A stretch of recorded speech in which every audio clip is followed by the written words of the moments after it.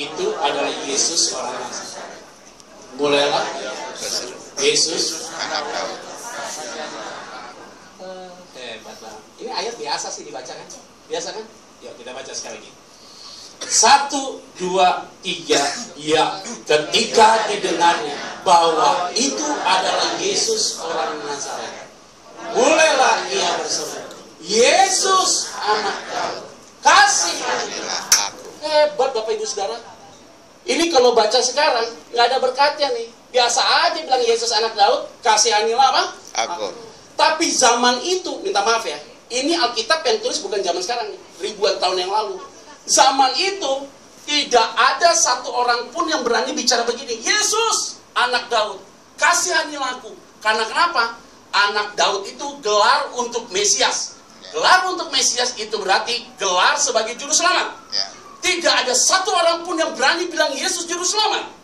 Mereka bilang Yesus orang hebat. Maka ketika dibilang siapakah aku ini, mereka bilang aku Elia, aku Musa, aku segala macam. Tidak ada yang berani bilang dia Tuhan. Hanya Simon anak Yunus.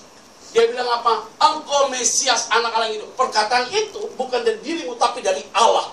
Dan hari ini kalimat yang tegas. Bartimius berkata, Yesus anak Daud.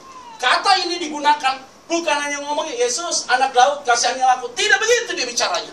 Tapi di ayat ini dia berteriak dengan sekuat tenaga dan dia bilang, Yesus juru selamatku, kasihanilah aku. Artinya apa?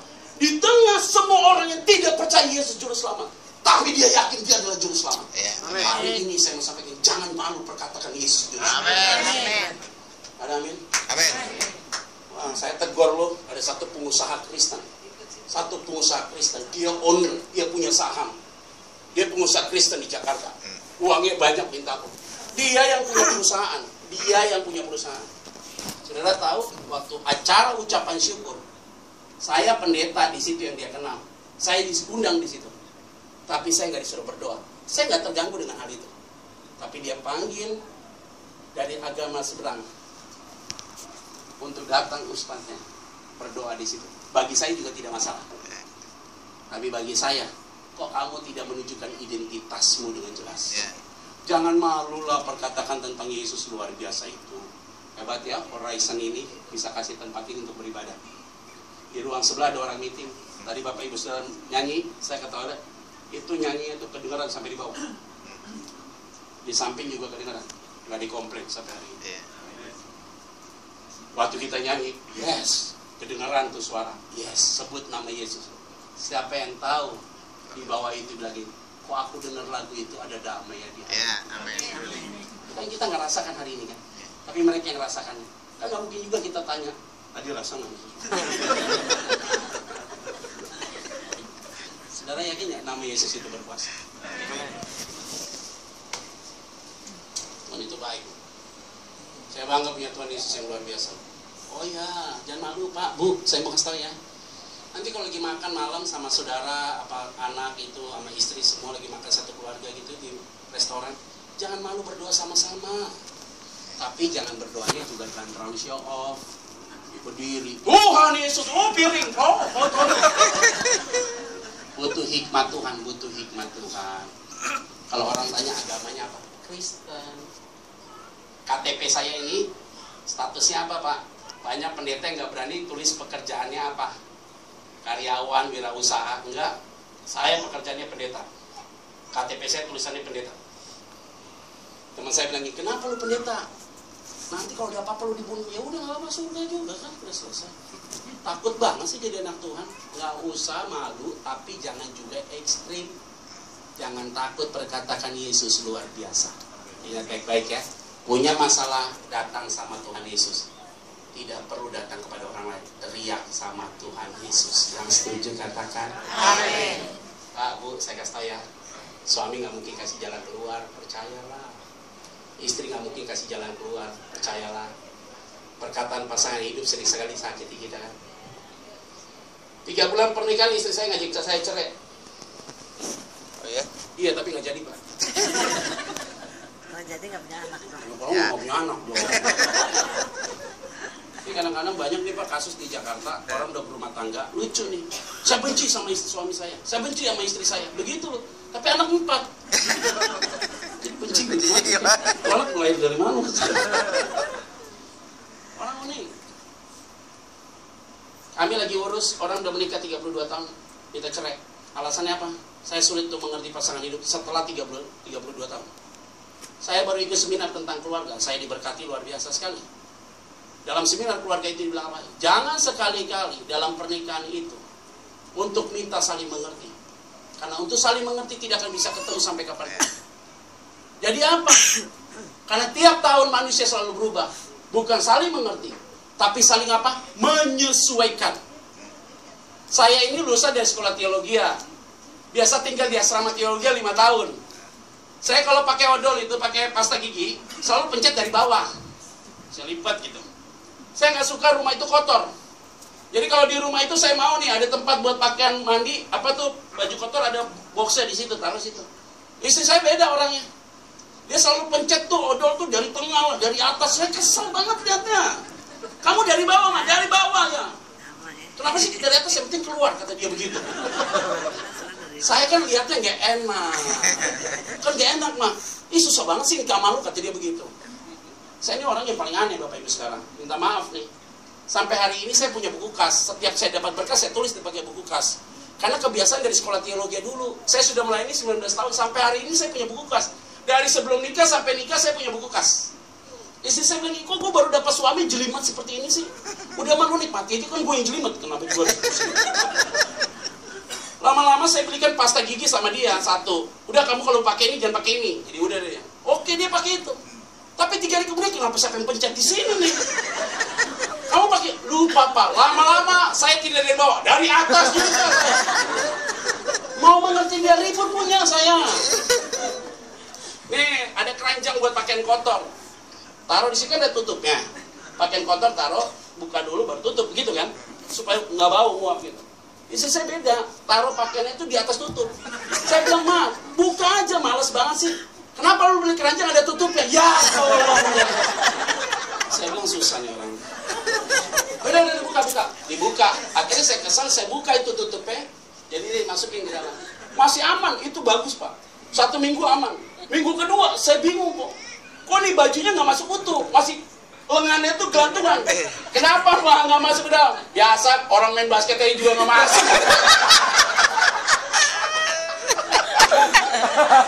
Susah saya. Masa saya harus ngerti dia begitu terus? Lama-lama saya bilang, terserah lu deh, bebas hidup ini, bebas.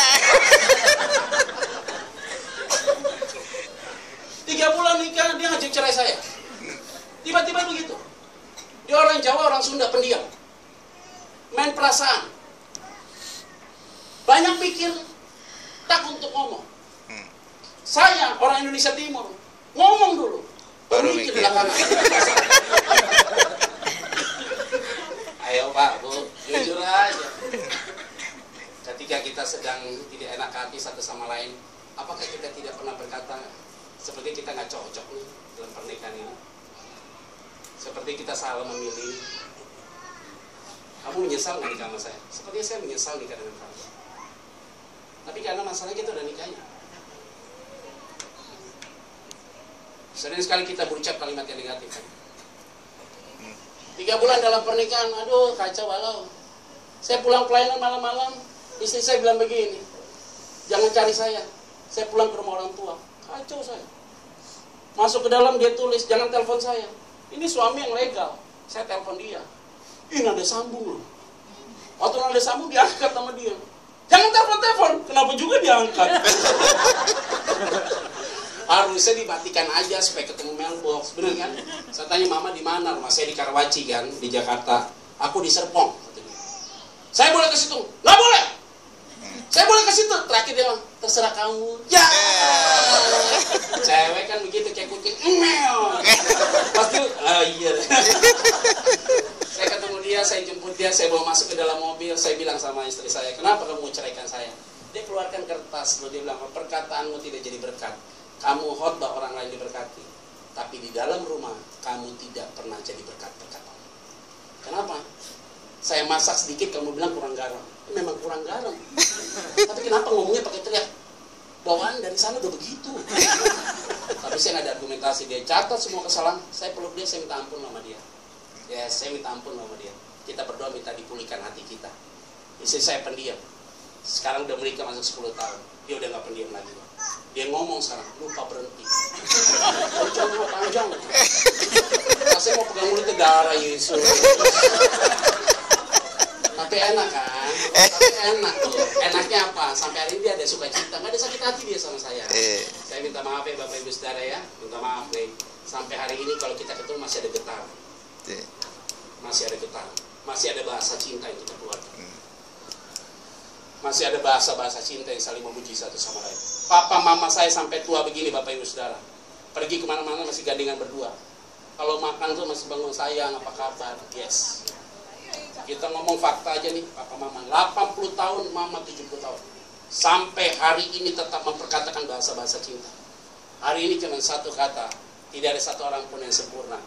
Tapi ingat, tempat kita mengadu bukan orang, tempat kita mengadu kepada Yesus Sang Juru Selamat. Amin. Setuju katakan Amin. 48 yuk kita baca yuk. 1, 2, 3, iya.